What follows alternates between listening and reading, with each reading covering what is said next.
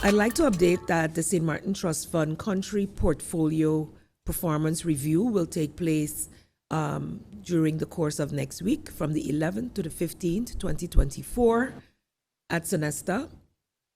The CPPR, as it is known, is a collaborative exercise with the World Bank, the Government of St. Martin, and the Project Implementation Units, PIUs, managing the trust fund projects. The CPPR serves as a platform to reflect on the achievements, challenges, and lessons learned, and to discuss strategic directions and opportunities for future collaborations. It's also a critical opportunity for assessing the impact of the trust fund projects on St. Martin. This year, the CPPR, let me remind you, Country Portfolio Performance Review, includes a results fair that will be open to the general public.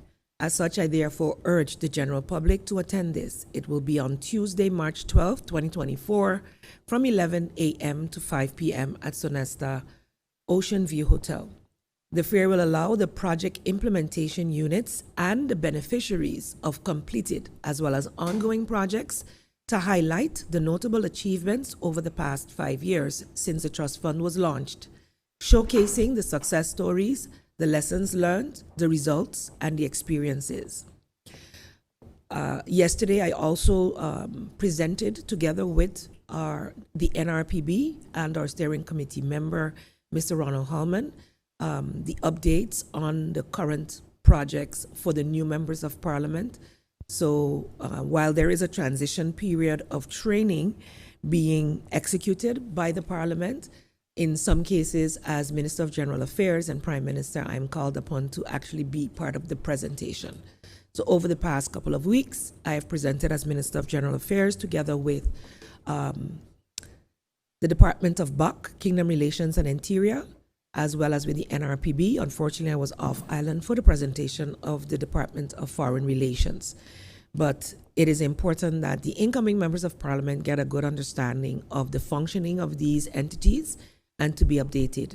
But as I said before, the general public can get an update in the results fair that will be held next Tuesday, March 12th, 2024, from 11 a.m. to 5 p.m. at the Sonesta Maho. Also, in an update, I will be traveling in my capacity as Prime Minister to the CSW, which is being hosted by UN Women at the United Nations. I was invited to this. It was seen as a great opportunity within the kingdom. The Prime Minister of Aruba, it's of course a women's conference, CSW is a women's conference at the United Nations. The Prime Minister Weaver Cruz, as well as the Deputy Prime Minister Delanoy, will be representing, together with myself, the Caribbean female leaders. And we will then be joined by one of the ministers from the Netherlands, I believe, Minister Dijkgraaf. It's an opportunity to, of course, highlight the roles of women's leadership, and I will be updating from there via the Department of Communications as much as possible, and of course, once I return. So this is also taking place from Sunday until Sunday the 10th.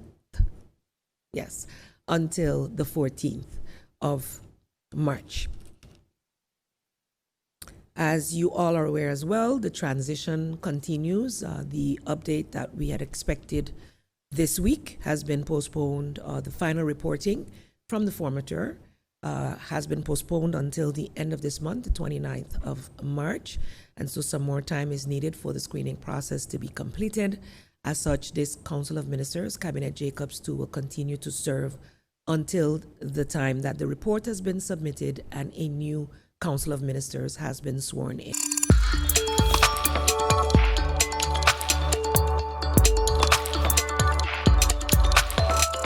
This is real, and this is a reality for us and for everyone that lives in the Caribbean region. I didn't even know if my family was okay. You know, the lived experience of people on the island, I cannot even imagine. But the lived experience of kids abroad while studying, that is a completely different mental trauma that we still talk about. not being able to communicate with your family, with your mom, your dad. I had my 7-year-old little sister at the time. I mean, those moments, I was up for 72 hours. I was listening to G Money on Laser 101 because he was my only form of staying connected. And when even that went out, boy, oh boy, I was destroyed. And I was in a place where nobody understood what I was going through. I was in a country where no one understood what it felt like to see your country on the news, being reported, hearing the words, the strongest hurricane in the Atlantic Ocean, wind speeds of 185 miles per hour. I mean, those memories are etched into my brain. I had looks of pity, looks of sadness, but no one truly knew. And let me tell you, the St. Martiners who were abroad, we stuck to each other like glue, because nothing else felt more like home than being with people from home. And all of a sudden, this idea of studying climate change, it wasn't just a notion for me. It wasn't just a passion. It was my purpose, because this is a reality, and I wanted to do something about it. But this is what held me together, right? Semper progredens, which means always moving forward, always progressing. And this was our motto, building back better. And all of these concepts gave me hope. I understood, after seeing only a day apart, the difference that the challenges of rebuilding and the recovery and the aftermath of a natural disaster, this is something we all saw and felt here. Highlighting the disproportionate impact of climate change on marginalized communities and the need to advocate for inclusive policies, because those who were most affected were the most vulnerable.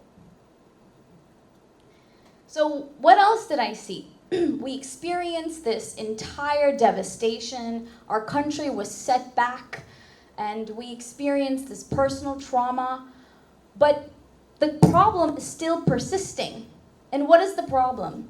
The traditional models of tourism that have prioritized profit over preservation, leading to the degradation of landscapes, depletion of resources, and erosion of local cultures, for the development of coastal areas. And the solution has always been quite clear, right? Alternative approaches to this mass tourism economy, sustainability, community engagement, cultural preservation, diversification. These are all terms that are not foreign to us. We have heard it over and over again. Yet, we still have this. This is today. These are developments that are ongoing today, posted on the St. Martin Pride Foundation page. This is a proposed development. This is our hillsides being ruined, carved into, and we constantly see active littering. Also, what has also been noted is once upon a time, we also had 19 ponds. And today, our ponds are vanishing due to coastal developments. We have 5 remaining ponds, of which Little Bay Pond is now being threatened with another development.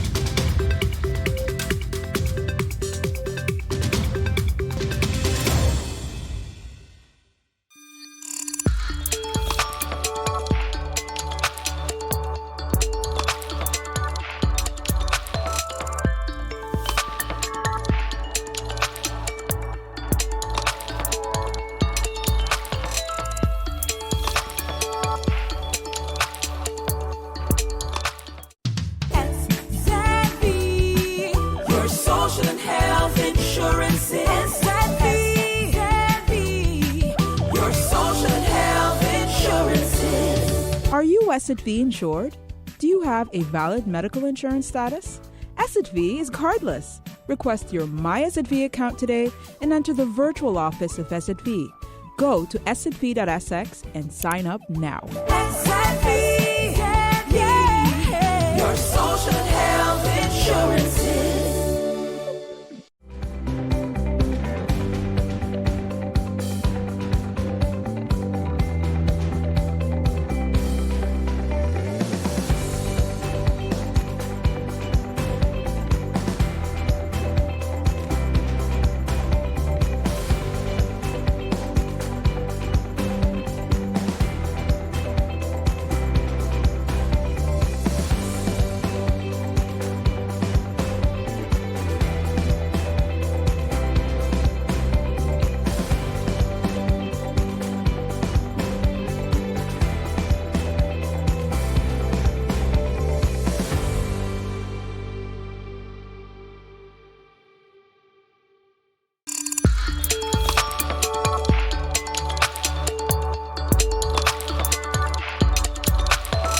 During our control with a group of youngsters in Dutchwater, the police officer stopped a white accent, and during the control they noticed most likely that this young gentleman had some drugs in the vehicle.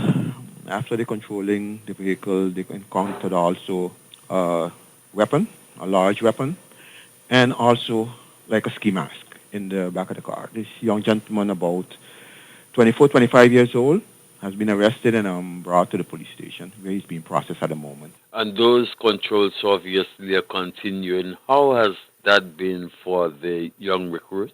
It's been quite a fruitful experience for them too. And again, big up to these young guys. You know, they have a lot of energy.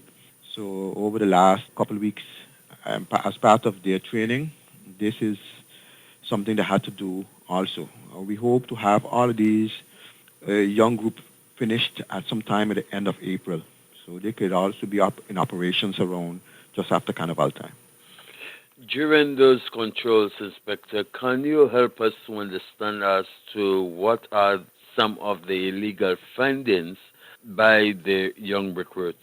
What during mostly this takes place in different locations, and what we are targeting mostly is narcotics, firearms, and also we are going in the direction of checking for vehicle inspection and all the necessary documents and the technical factors of the vehicle also.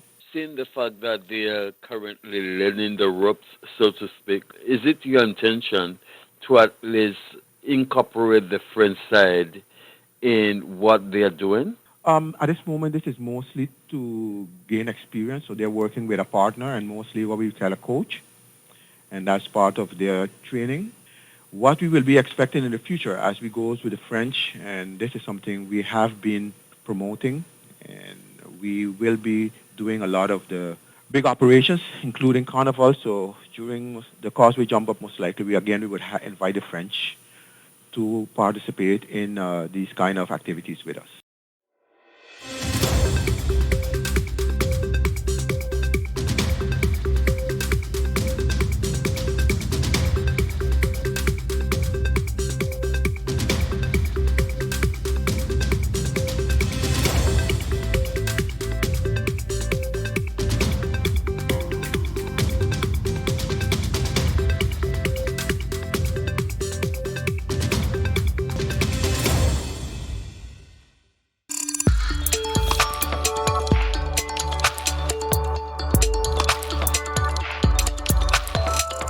Prime Minister, as you mentioned, the screening process for the incoming ministers in the new government is in process. Are there clear criteria laid out in legislation for how that screening process is conducted? Who makes the ultimate decision whether a candidate passes or not? How do you protect it from becoming a political decision? And is there an appeal process? Having gone through the process yourself together with me several years ago, and having been the formateur in the last two processes that we have gone through, the screening of candidate ministers is based on the legislation, Integrity of Ministers. So that's a public document that you all can peruse. Based on what is stated therein, we are based on a national decree carrying out the screening voluntarily. So the candidate ministers fill in a form that the formateur receives from His Excellency the Governor. This integrity document, the legislation states what the integrity of the ministers should be, what they're allowed to do, what they're allowed to not to engage in and not engage in, and what are the prerequisites. So based on that, the questionnaire is formulated. Candidate members fill it in. It has to be done accurately, and they sign a document agreeing for the screening process to include what we call in Dutch an antecedentenonderzoek, so a fact check on the information provided, done by the prosecutor's office as well as by the national, the VDSM. What do you call that in English? No. Secret Service? National Security of Government. This does resort, the VDSM does resort under the Minister of General Affairs, but I am in no way involved with the process. As formateur, you submit the responses to the questionnaires as well as all underlying documents to His Excellency the Governor as well as to the VDSM. What we also do is we do not submit the entire document to the prosecutor's office. What we request is that a perusal of the court to determine whether the candidate minister has any running cases or convictions. And that is taken along in the determination as to the levels of integrity that are required for persons to serve and to be able to handle the public funds. So the decision at the end, we get a report. So the final report of the formateur goes to His Excellency the Governor, and in discussion with the formateur, the decision is then taken as to whether the persons can proceed or not based on what is found within the reports. So the report is all of the reports of the VDSM and the prosecutor's office are submitted to the formateur, which he then has to take along. In this case, it's a he, has to take along in his final report to His Excellency the Governor. At the end of the day, members of the Council of Ministers are appointed by national decree. The Governor and the Prime Minister or the incoming Prime Minister would have to sign off on those national decrees. And so the decision lies with those persons as to who make the final cut. So just for clarity, so the decision is ultimately made, a joint decision between the governor and the formateur. And I also had asked, is there an appeal process if somebody does not pass the screening? Is there a formal appeal process? I've never experienced an appeal process, so I'd have to do some research and have legal affairs give me some feedback on that. I know there's a whole debate and discussion in the public about this process. I think a lot of the people who are probably now involved don't recall what happened way back then. And we were actually going to get what you would call like an annuizing at the time, and our sitting governor at the time determined that as a growing country, we must take responsibility for our own processes. And while the legislation on screening itself hasn't been done, we have regulated our screening process to fit with the legislation on integrity of ministers by lower legislation. So of course, it's more ideal to have it done in legislation, and unfortunately, I didn't get the opportunity to do that in the 4-year term based on other priorities. However, in hindsight, maybe it should have been one of the top things to do. Also to, remove all of this discussion surrounding it. I believe Curacao has adopted theirs finally as well. So it's something that is being put forward to be done, but is of course nowhere near being completed. So I guess this will be part of the incoming government's priority. But the appeal process, you cannot force anyone to sign a national decree at the end of the day. I can tell you from our past discussions where candidate ministers may have been under investigation, because that is a criteria. It's a risky business to appoint someone who is under investigation. The government runs the risk that if convicted, or if it reaches to a conviction, it throws that perception of quote unquote corruption on the entire government, and therefore on the people. I can tell you from experience coming into this function that the perception of corruption was very high against St. Martin, based on investigations as well as convictions that had taken place. And one of the first questions was, when are you going to finally lock up these people? To me, while it is something out of my purview, but within the last 4 years, we have done our utmost to maintain high levels of integrity. And so we will have to just trust the process at this time.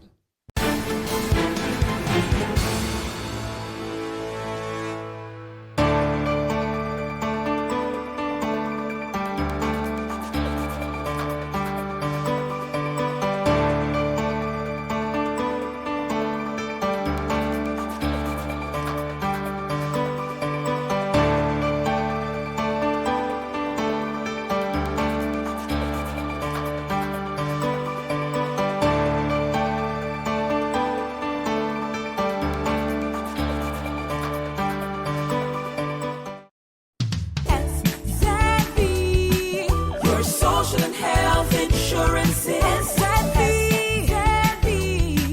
your social and health insurance. Are you SXM insured? Do you have a valid medical insurance status? SXM is cardless. Request your My SXM account today and enter the virtual office of SXM. Go to sxv.sx and sign up now. Your social and health insurances.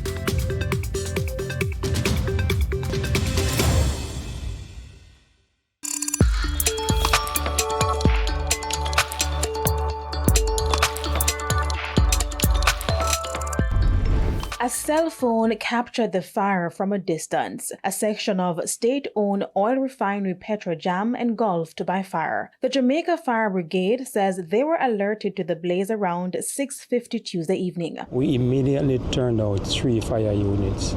When the team got here and did their preliminary assessment, they recognized that there was need for additional resources. So help was requested and we turned out 3 additional units, to include one from St. Catherine. Moments later, the location was surrounded by 48 firefighters who had one mission: control the fire before it spread to other areas. Due to the highly flammable products here, we were told a fire of this nature could be catastrophic, but thankfully no one was hurt and the fire was contained. At Petrojam here, there are several built-in safety mechanisms for firefighting operation. So it's easy for us to come here and quickly set up, get into operation, and attack any blaze that may be unfolding. And the fire brigade is equipped in terms of training, equipment, all the resources that were needed were actually brought to bear on this operation. As a matter of fact, we have more resources here than we needed. In the aftermath, General Manager at Petrojam, Telroy Morgan, says the facility has been temporarily taken offline in order to thoroughly assess the damage. And that would have been one of the initial stages in preventing the fire from propagating and taking the plant offline, then isolating the source of the fire, and then doing the necessary extinguishing and cool down operations ensuing thereafter. Mr. Morgan is, however, assuring Jamaicans that its products will still be available to the public. As I would have stated earlier, we do carry strategic reserves for the nation, and that's one of the hallmark for us. That's a value that we bring to the Jamaican people and the Jamaican economy, and we are assuring that despite this setback that we have right now, we'll ensure that we'll have the necessary fuels in place, which we do have now and going forward to support the market. Kelisha Williams, TVJ News. There was shock on Tuesday when a voice note of the former deputy mayor of the KSAMC and the councillor-elect for the Waterloo Division, Winston Ennis, emerged announcing his departure from the Jamaica Labour Party, JLP. In the 1 minute and 17 seconds voice note, Mr. Ennis said that he had walked away from the Jamaica Labour Party, JLP. The voice note further went on to say, I have to protect my dignity, I have to protect my values, and I have to protect my family. And the way I've been treated and disrespected, I am not having any more of it. And I've walked away. So officially, I am an independent until I return to Jamaica on the 3rd. In a press release with his name affixed, Mr. Ennis says that the reports of him leaving the JLP were premised on a leaked voice note he sent to a Jamaica Labour Party affiliated WhatsApp group where sentiments were expressed in the heat of the moment. He says a formal letter withdrawing his membership from the JLP was not sent. I want to assure my fellow Labourites and all of my Jamaican brothers and sisters that I remain a committed member of the Jamaica Labour Party. There is no issues which may arise that we cannot settle internally. I want to thank everybody at all levels of the party for their love and support. Let us remain fully committed to the cause of working to make Jamaica a better place. God bless you. As for the initial comment which was leaked to the media, Mr. Ennis says he's surprised at the leak and expressed disappointment that personal discussions made it into the public domain.